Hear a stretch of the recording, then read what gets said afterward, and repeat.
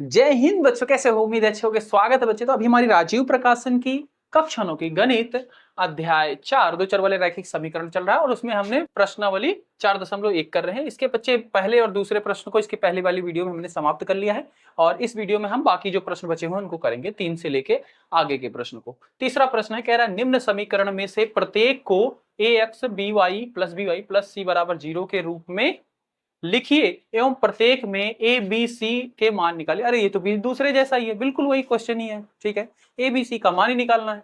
तो भाई इसको क्या करना है, ए एक्स बी वाई प्लस सी बराबर 0 के रूप में बदलना है। इसका मतलब बराबर के इधर क्या करना है, 0 कर देना है। तो बराबर के इधर 25 है, 25 को इधर ले आओ। 25 को इधर लाओगे तो बच्चे इसके आगे सिंबल क्या है, प्लस है। इधर क्या करना दोगे, इधर आएगा तो ये माइनस हो जाएगा। तो ये हो जाएगा 3x प्लस 2y माइनस 25 बराबर 0 हो गया इसके रूप में। अब इसको इसके साथ तुलना करो। किसके साथ? तो यहाँ पे बना लो, इसको पहला समीकरण मान लो, ए मान लो, समीकरण ए। और इस चीज को लिख लो जिसके साथ तुलना करनी है, इसकी तरह बनाना था। बी वाई प्लस सी बराबर 0, इसको बी समीकरण मान लो। तो यहाँ पे लिखोगे समीकरण 1 की समीकरण 2 से समीकरण सॉरी ए लिख दो, ए बी माना है ना, ए की समीकरण बी से तुलना करने पर तुलना करेंगे। यहाँ पे x है, यहाँ पे भी x है। x के साथ क्या है, a है, और यहाँ पे x के साथ क्या है, 3 है, यानी कि a बराबर 3 हो गया।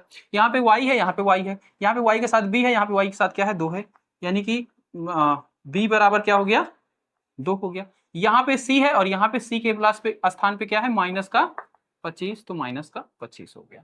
बस एबीसी का मान हो गया। ठीक है, इस तरीके से था। सेकंड भाग देखो भाई, इसमें भी क्या करेंगे, इसको इधर लाएंगे तो ये क्या हो जाएगा, x माइनस 5, और इसको इधर लाओगे तो ये भी माइनस में हो जाएगा, √3 y बराबर 0। इसको समीकरण 1। उसके बाद जिसके साथ तुलना करनी है उसको भी नोट कर लो, इसको समीकरण बी।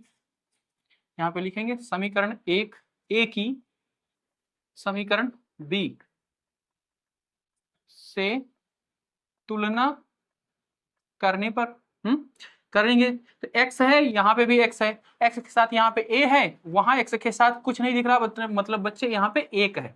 ठीक है, 1 हो जाएगा। यहाँ पे y है, y के साथ b है, और यहाँ पे y है, y के साथ क्या है, गुने में √3 है। और क्या बताया था बच्चे, अगर माइनस सिंबल रहेगा तो माइनस इसके साथ आता है, तो माइनस √3 हो जाएगा, करनी 3 हो जाएगा। ठीक है, अच्छा, प्लस और c, यहाँ पे c है, c के स्थान पे क्या हो जाएगा, -5, क्योंकि संख्या यही है, तो c बराबर क्या हो जाएगा, -5, ये हो जाएगा।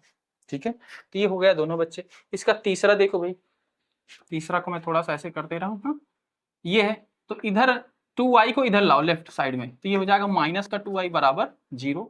अब किसके साथ तुलना करेंगे, इसके साथ, ax by प्लस c बराबर 0। इसको समीकरण a, इसको समीकरण b। ठीक है, समीकरण a और b से, ये भी लिख सकते हो समीकरण a और b से। यहाँ पे हमने x देखा, यहाँ पे x देखा, x के साथ a है यहाँ पे, और यहाँ पे x के साथ क्या है, 1 है।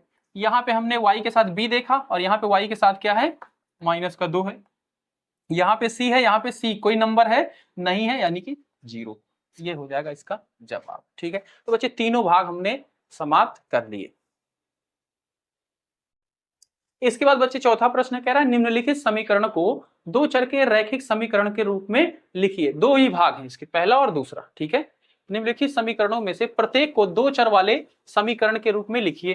तो भाई दो चर का समीकरण का रूप क्या होता है, क्या होता है, ये होता है बच्चे ax, पढ़ाया था ना सामान्य रूल इसका, ax by प्लस c बराबर 0, मतलब इस रूप में लाना है। ठीक है, इस रूप में इनको लाना है। तो बच्चे यहाँ पे y तो है, मतलब ये वाला पोर्शन है, यहाँ पे x है कहीं नहीं है, यहाँ पे कोई नंबर है, हाँ c नंबर होता है, हाँ, और बराबर में क्या कर देना है, 0 कर देना है।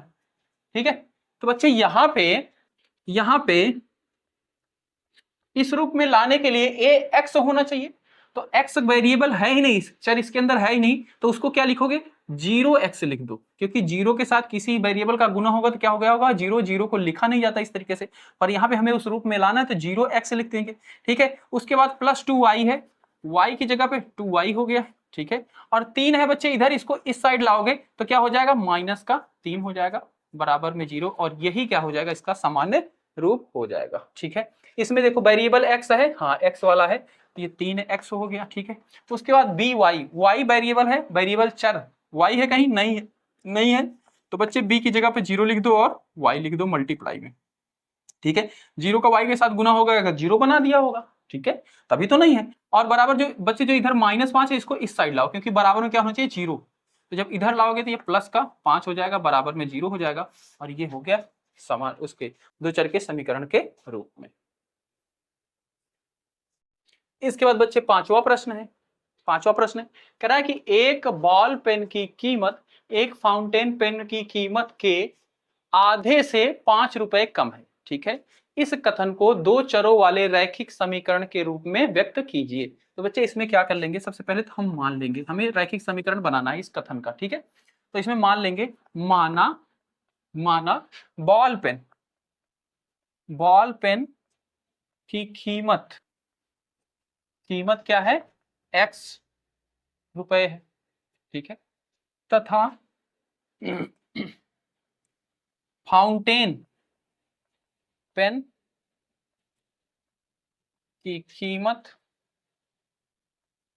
क्या है, y रुपया है, ठीक है। इसकी x हो गई, इसकी y हो गई, ठीक है। अच्छा, उसके बाद क्या कह रहा है वो चीज ध्यान समझना, कह रहा है कि एक बॉल पेन की कीमत फाउंटेन पेन की कीमत के आधे से 5 कम है, 5 रुपए कम है। तो भाई हमने बॉल पेन को क्या माना है, x किसके बराबर है बच्चे, फाउंटेन पेन का आधा, फाउंटेन पेन हमने y को माना है, यानी कि x किसके बराबर है, y के आधा, फाउंटेन पेन की कीमत से आधे से 5 कम, आधे में 5 माइनस कर दो, कम है, ये कहने का मतलब हुआ इस कथन का। यहां से यहां तक कहना जो है ये मैथमेटिक्स में इस तरीके से कह सकते हैं कि बॉल पेन हमने x माना था, तो x की कीमत एक फाउंटेन पेन की आधे से 5 कम है, x के बराबर क्या है, फाउंटेन पेन y था, y की कीमत का आधा, आधे में से 5 कम, ठीक है। तो ये हो गया हमारा अकॉर्डिंग टू क्वेश्चन इस प्रश्न अनुसार, ठीक है, प्रश्न अनुसार ये हमारा बन गया। अब इसको सॉल्व करके किस रूप में ला देना है, दो चर वाले रैखिक समीकरण के रूप में ला देना है भाई। तो इसके नीचे क्या लगा सकते हैं हम, 1 लगा सकते हैं, इसका क्रॉस मल्टीप्लाई भिन्न का जोड़ घटाव जैसा हो जाएगा, इसको मल्टीप्लाई इसके साथ करो y हो जाएगा, इसका इसके साथ करो 5 दूनी 10 हो जाएगा, ठीक है, बटे 2 एकम 2 हो जाएगा, और इधर क्या है x बराबर 1 लिख लो, x बटा 1 लिख लो। अब जब बच्चे बीच में बराबर रहता है तो इसका इसके साथ मल्टीप्लाई हो जाता है, इसका इसके साथ, तो मैं आगे कर दे रहा हूँ, 2 का x के साथ हो जाएगा तो ये बन जाएगा 2x, और 1 का इसके साथ हो जाएगा तो y माइनस 10, एक के साथ होगा तो वही रहेगा। अब बच्चे इधर नीचे वाले का मल्टीप्लाई गुना नहीं होता जब बीच में बराबर हो, अब जब प्लस माइनस हो तो नीचे वाले का होता है, ठीक है, बस इतनी सी बात है। ये बन गया, इसको 2x, y को इधर लाओ माइनस y, -10 को इधर लाओ +10 बराबर 0, यही आपका बन गया दो चर का रैखिक समीकरण।